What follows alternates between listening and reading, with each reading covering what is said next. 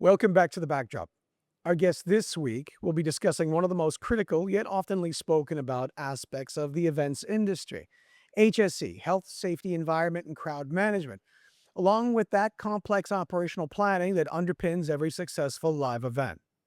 Joining us this week is Declan Meenan. Declan is Director at Ogma Safety. Declan has over 22 years of experience across both the public and private sectors, including as a former police officer. Declan has spent the past 8 years in the UAE helping deliver some of the region's biggest events, including Expo 2020, a Formula One after race concerts, major shows in Etihad Park, Coldplay in Abu Dhabi, and Saadiat Nights. So, with that, I'd like to welcome to the backdrop Declan Meenan. Declan, I'm really glad that you joined us because what we're discussing today is something that is probably the most important, most critical element of the planning in any event, whether it's a festival or a concert or an exhibition or a conference. What I wanted to ask you is when you arrive on a site and you are, you're having a look around at whether it's an exhibition center or a hotel or, an open air festival venue. When you're looking around, what are you seeing that says, you know what, on paper this was good, but now I'm a little bit unsure. I want to make sure that things are genuinely under control. How do you see that? What do you see that we don't see? Firstly, thanks for bringing us on the podcast. It's a great idea and happy to be here. But yeah, no, it's a great question. Like people come to events, they buy their ticket, they get their invites for conferences, but they actually don't see what goes on in the background, and safety is an extremely important part of that.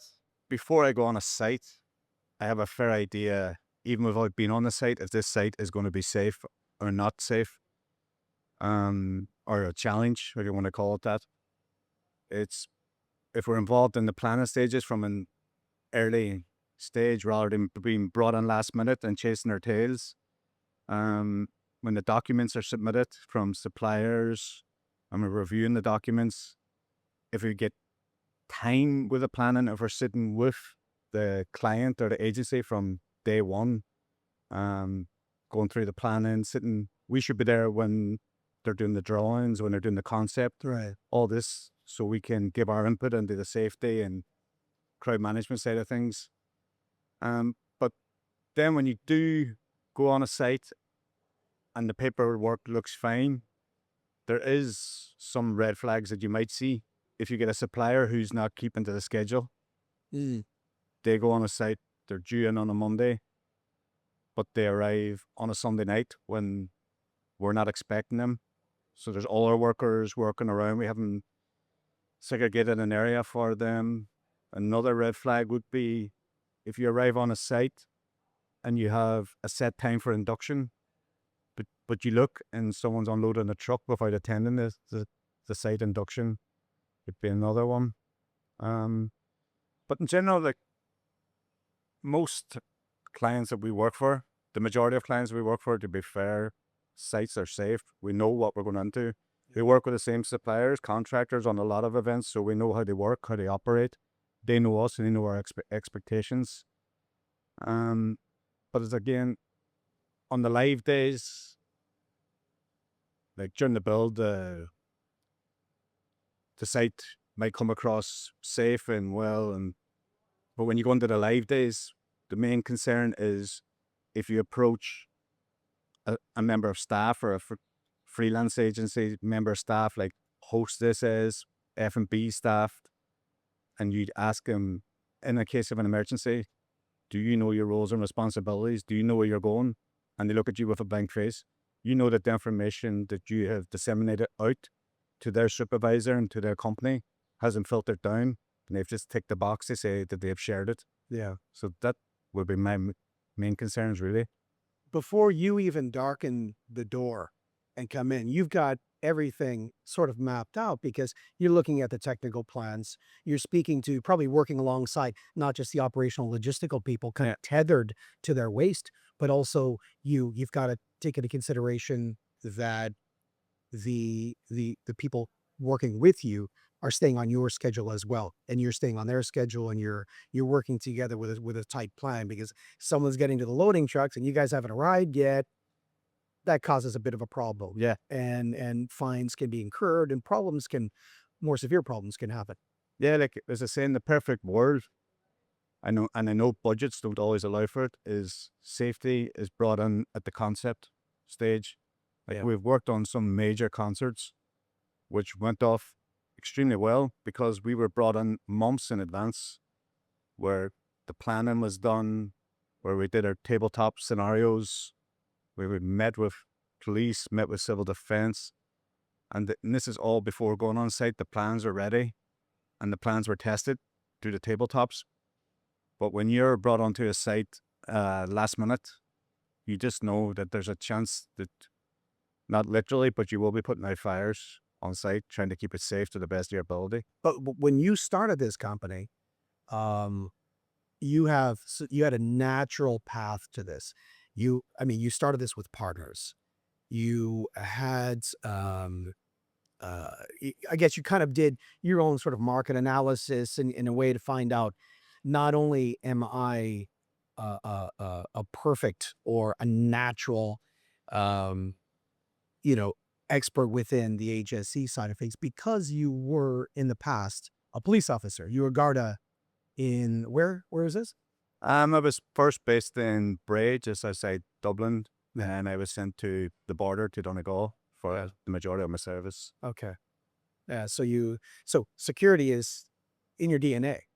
Yeah, security, safety, like Yeah, it's safety is in your DNA. been Keeping people safe and crowd management is your DNA. exactly like Yeah. I've been brought into events since I was 16 years old. Yeah. My dad used to be the head of security for Derry City Football Club, Oh, and myself and my brother were just has brought. hands full then. Yeah, we were brought in at that age and got a bit of experience. We were one of the first people trained in the north of Ireland in Yeah. event stewarding.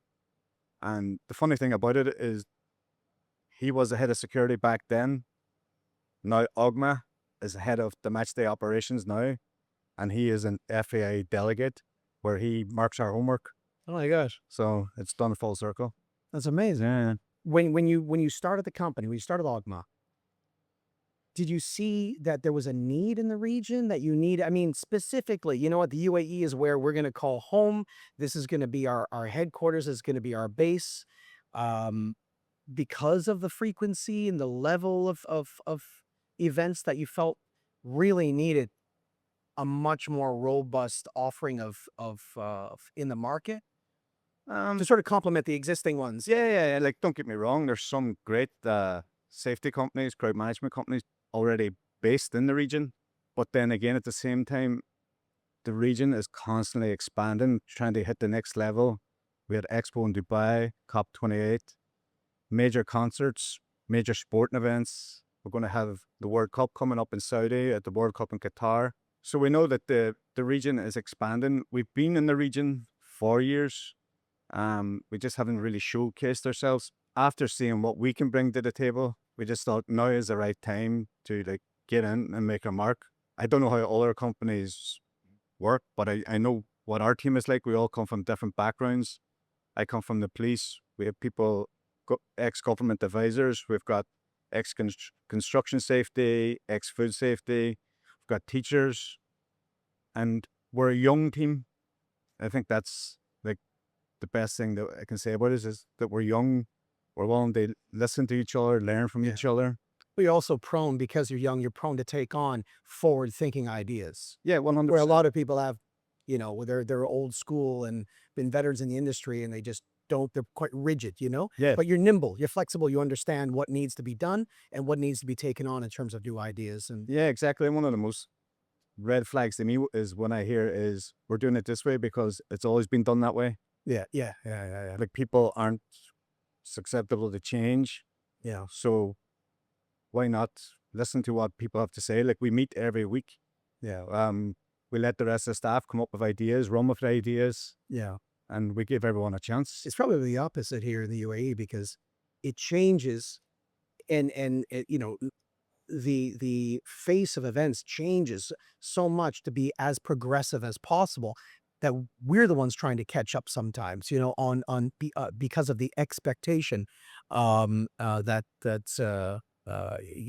is really taking place here with not just the government, all the technology and innovation involved, and things that are really that they're really sort of pressuring to put in the forefront of the events here. So they're not just, the old-fashioned ones that still take place in a lot of other countries Yeah, that, they really expect a lot more here. yeah, 100%. And the thing about us setting up in the market as well is like we've got our core team of full-time staff based in the Middle East, and we've got staff based in Europe, but we can upscale at any time based on the event. The majority of the time, we will not have to do a recruitment drive that you see on LinkedIn and things like that. Like, I'll give you an example. I know it's not the region, but last month we got a phone call for 25 staff to go on an international event in August. We had those 25 staff confirmed within 15 minutes.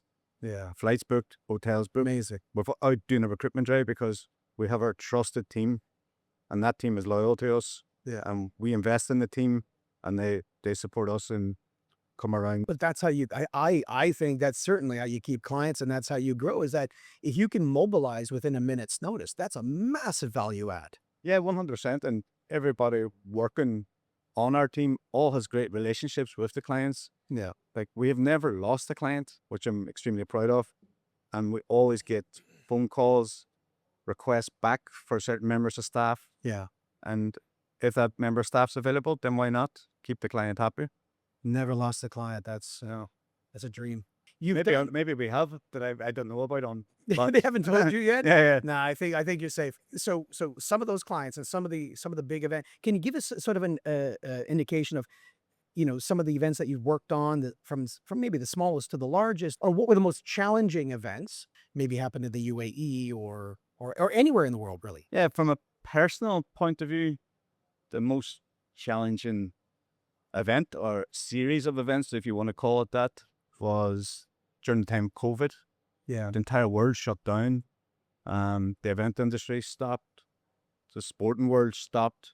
Everything literally stopped. But when everyone was in lockdown in their homes, there was a team of us in lockdown in Abu Dhabi on Yas Island for UFC Fight Island.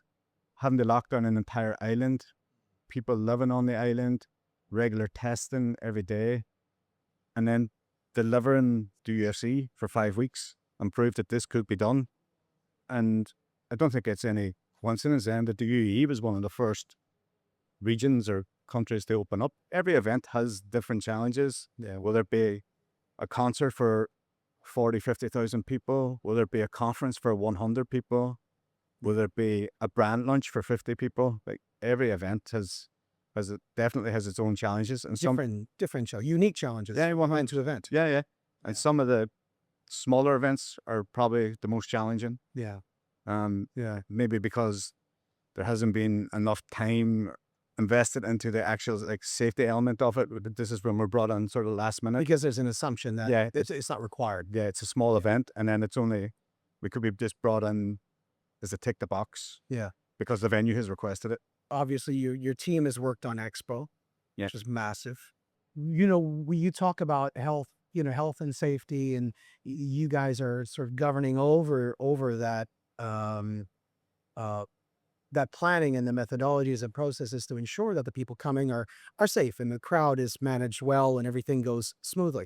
But what about the people working behind the scenes? What about the people, the event directors and the logistics people, the operations people, technical production people, the people that are working almost around the clock normally in any event, and anyone that's worked in events anywhere will tell you that you're up at 2 o'clock in the morning because of this, or you're getting, maybe 3 hours sleep and that sort of thing. Before we started recording, we had a bit of a chat, and you were mentioning how impressed you were by some of the parameters in place that were put in place by Expo and the Expo team, the organizing team, to ensure the sort of mental faculties and well-being of the people working there. I'm in the region now 8 years, and when I arrived, it was almost worn as a badge of honor if you turned around on site and said, "I've been awake for the last 24 hours, sometimes even longer," I've heard. I think 38 hours was what I heard um, when I was doing the job in Saudi. But it was a badge of honor, and people were tired. People felt guilty if they left because they were tired, Yeah. because they didn't know what people would have been saying about them. Were they going to lose a job because you didn't work 16 hours today? You only worked 10 or 12 hours. Yeah. I've heard people being called half day as a joke as they walk away after a 12-hour shift. But yeah, I think Expo changed that. And a big shout out to the welfare team at Expo, where they had the working time agreement in place. The people in the region then understood that you can deliver a successful event without being on site for 16, 20 hours. You don't need to burn out. I still see it happening on some sites. They're few and far between at the minute, but my biggest concern when I see it happening is you could have a long live day, could be on site for canine sweeps in the morning, setting up. Then you have the show, and then you have to wait for the crowd to leave. And when you have a look around, the same people who were there that morning are the ones now who are starting the D-rig. Yeah. And the D-rig, as we all know, is the most dangerous time. People want out, and they want out quick, and they want to get Yeah. home. So Declan, on that, when you talk about, protecting people in terms of, the fatigue and all of that, of course, you always have to adopt new ways of doing things. And now with the recent pause that we've had in the early 2026, groups like Ogma are ready to take on adapting new technologies and new ways of doing things. Like, could it be AI or other technologies that you feel could enhance or benefit the way that you work, the way that you crowd manage, the way that you plan? But also, do you find there's been changes in the policies that you have to now adhere to, new regulations that could change from time to time through either the UAE or other governments internationally? Um, I'll start with the policies. Like, I know there's this new legislation coming into Dubai, I think on the 1st of June, the new public safety law. But there is nothing in that we aren't already doing. Like, when we write our risk assessments, when we collaborate with our partners in the security side of things on events, these things are already taken into consideration. When we do tabletop exercises, all these things are planned for already. Yeah. We have crisis management plans in place. So none of this stuff coming is new to us. It might be new to some venues who never thought that they would have needed these things before in the past. Yeah. But again, like, I welcome it coming in.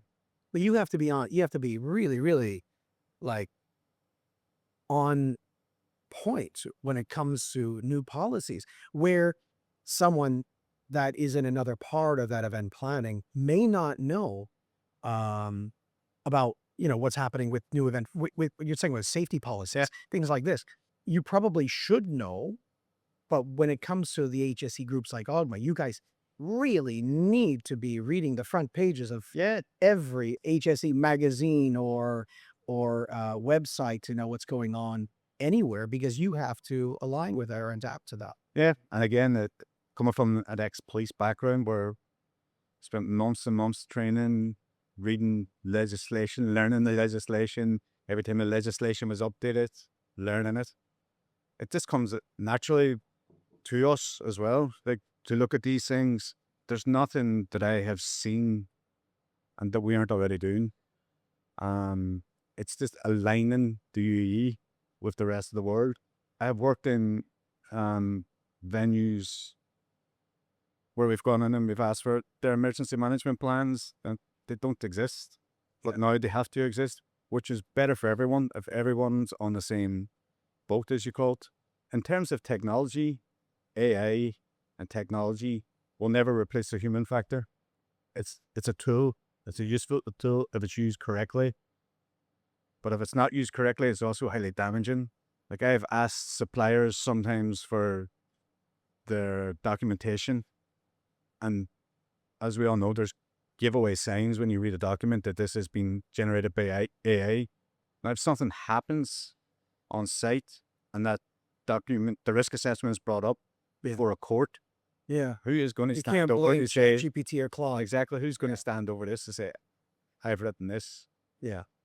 But again, it's a tool that, if used correctly, it's highly beneficial. In terms of crowd management and things like that, we have a crowd modeling tool, which we've actually only used it once in the UAE. It was on a major festival last year in Dubai, where again, it's only as good as what information you input into it. Yeah. That's why it's a tool. Exactly. We took the measurements of a road. We had 10,000 people were planned to walk up this road with cross flows coming against. Yeah. And when we were able to show the client how this would look, Yeah. the idea was scrapped. Yeah. So things like that. I know there's great software out there. There's drones now, there's cameras now that can heat map on sites and show crowds movement and stuff like that. But it definitely we're welcome to learn any type of new technology that comes in. We're willing to work with all these new Well, technologies. you have to vet it first. Exactly. Make sure it's a tool. The saw is not going to cut the wood by itself, right? I mean, Yeah, it's a exactly. tool. It'll help you. Yeah, it'll help us, but it's never going to replace something happens on site. AI isn't going to be the decision maker. No, no, of course. Of It course. still comes down to keeping the cool head, Yeah. having experience and the confidence to make those difficult decisions, whether that be stop a show, Yeah. evacuate a venue. AI, for now at least, and maybe in 10 years they'll laugh at this episode. Yeah. But for now, I think that it's going to be very difficult to accurately identify someone as being in distress or a danger, or a concern to the rest of the public. So it really does require that team to be together and sort of identify and analyze. Yeah, it's always going to come back to human nature, Yeah. the correct people on site with the experience, with the cool heads, Yeah. and those who are going to make the difficult decisions. But there's got to be some really good technology out Oh yeah, now that are really, yeah. I mean, Some of that that are amazes me. not flawless, but that work really well with governance by a team. Yeah, yeah. When you see the drones being used for crowd circulation, heat maps, Yeah. things like this, cameras now that can count the amount of people who enter and exit venues, which can give you your flow rate of people per minute. Yeah. Like, that's all that we know of at the minute. Like what's out there, as I say, this is stuff that is being used now. There's constantly new stuff coming out. Yeah. I seen one like I don't know. I'm not shouting out for this company, but I seen such a simple. You can. That's fine. I think it was Crowdflare, but such a simple like piece of technology was you download this app onto your phone if you're at a concert, and there's different colors on the app. So like if you need water, you hit blue and you hold your phone up, so the cameras or whoever's working in the pit level It's amazing. can know that this person needs water. If they're getting crushed, they hit. Don't get me omitted to these colors, but I think if it's getting crushed, they hit red. So this is a new thing now that's been rolled out, and it's free to download. Full piece It's of technology. really great for concerts like these. Taylor Swift. We have like young Yeah, people. exactly. These concerts, Crushed up Ed against the bar, Sheeran, where there's young people, and they could. They're more susceptible and probably not as tuned into dangers as someone that's 40 or Yeah, like plus. it's like simple technology like that is effective. There's so many stories like, I mean, there's so many great tools out there now, and really born out of a need. That's great, and I really hope that we see a lot more of this. But want to ask you as a final question, Yep. what's going on with Ogma now? What kind of projects anything you can talk about that you have on the horizon? Well, as we all know, we slowed down a bit here, but we haven't just rested on our laurels. We are actually on site at the minute in an event which I can't talk about, unfortunately. But yeah, because we operate both in the Middle East and in Europe, we have staff from the Middle East flying to France soon. Yeah. We have festivals going on in the UK, Ireland. Again, we have a major international event which we're providing 25 staff for come August. But we've also got a lot of events in the pipeline here in Abu Dhabi and Dubai for July and August. So it's not slowing down, but then everything that we were scheduled to be on from February right through to the start of June has not been cancelled. It's just been literally pushed back to Q4. So we know when October comes, it's all hands to the wheels in. Amazing.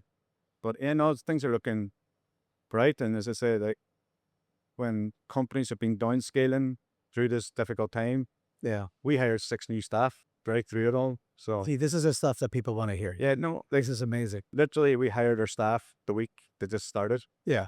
and continued right through because we know that the UAE is going to be back bigger and better.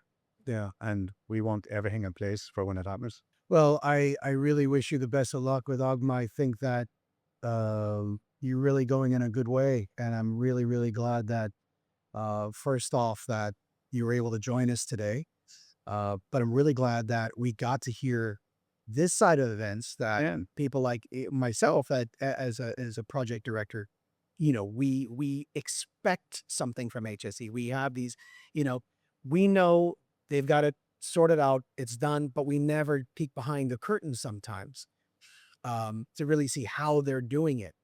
And there's so much involved, and whether or not they like it or whether or not they'll say it, they're thankful for it. They appreciate it. There's a gratitude that people are safe, that we see these guys in the high vis walking around, making sure that everything is going right, and that everyone's going to be Yeah, walking out of there happy and we're not the fun informed police. That's what we've been called on site sometimes is, oh, here comes the fun police. We're not. oh, We're, the fun. we're Yeah, there to work with people, yeah, to make people work and go home safe. That's all yeah, you want. yeah. So, Even if they have to move a stand a little bit to the right or left, or yeah. Or even have so be it. stand off that flight case and use the ladder. Yeah. Something simple. Well, thanks again. Yeah, thanks for Really inviting me. great It's for great. great having you here, and wish you the best for this amazing rest of 2026 to come. You too, Michael. Thank you.